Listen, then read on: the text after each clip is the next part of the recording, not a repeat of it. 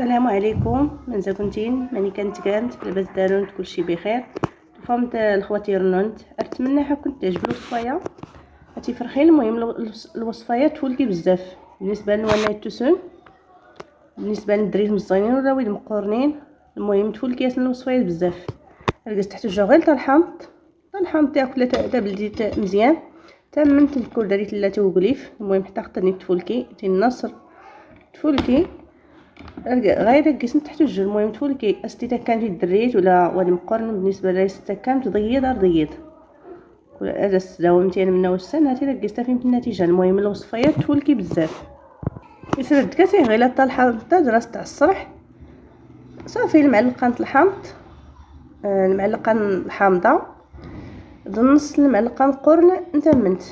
المهم ياكل دارون 3 وقليفاتي مزيان هاتي حتى تفولكي. المهم البنات نترجم لكم بالنسبه للبنات اللي ما كيفهموش الشلحه.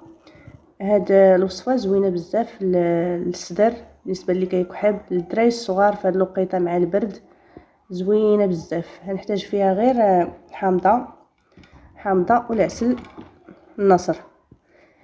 هنحتاجو غير معلقه ديال الحامض ومعلقه نص معلقه ديال العسل. بالنسبه لي عندكم ديال الحره العسل الحره راه مزيان. انا عندي غير هادي كنستعمل هادي كنعطيها للدراري زعما كتوافقهم ومزيانه بزاف. كنعصرها وكنديرهم غير يدفاو في شي كاسرونه. كنديرهم في الكاسرونه مثلا يدفاو ديك الحامض والعسل يدفاو صافي تعطي المعلقه. بالنسبه للدري صغير ولا كبير ما تضروش زوينه زعما جربتها انايا زعما الوصفه جربتها بالنسبه اللي كيكحب كنعطيها لولدي زعما كتوافقو. المهم انا درت حتى الحامض داونت لكم الطريقه هذا الحامض صافي تعصر نستحكر العصاره لنا دارون تيلان هكا.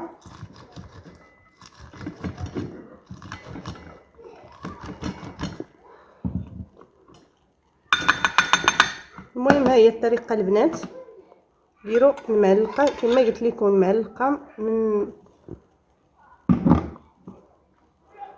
هي المعلقه كنديروا غير يدفى فوق البوطه زعما كاين تدير شويه صافي نص المعلقه نخطا الدكان يدفى صافي تكسحك مغريكا صافي تسد المعلقه كنا تولبها شويه صافي يسد بنان هاتي طوال بزاف تفولكي.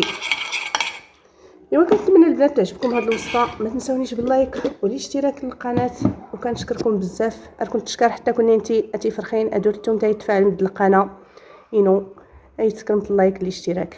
يلا بسلام عليكم.